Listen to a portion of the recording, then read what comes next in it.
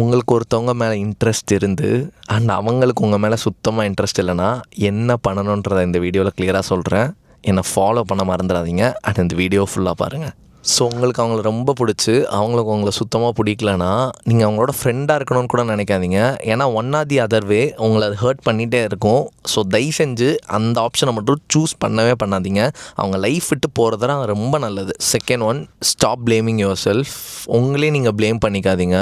என் personality நல்லா இல்லை, நான் பார்க்க ரொம்ப அட்ராக்டிவாக இல்லை, நான் அந்தளவு ஒர்த் இல்லை போல், ஐ எம் நாட் ரிச், அப்படி இப்படின்னு எதுவுமே நினச்சிக்காதீங்க. எது நடக்கணுமோ அது நடந்து தான் ஆகும். ஸோ தயவு செஞ்சு உங்களை நீங்களே ப்ளேம் பண்ணிக்காதீங்க. இது உங்களை தான் ஒரு பேட் சிச்சுவேஷனில் போடும். ஸோ அது பண்ணவே பண்ணாதீங்க. Number 3, hope. You can't change other peoples mind. So ப்ராக்டிக்கலாக அது பாசிபிளே இல்லை.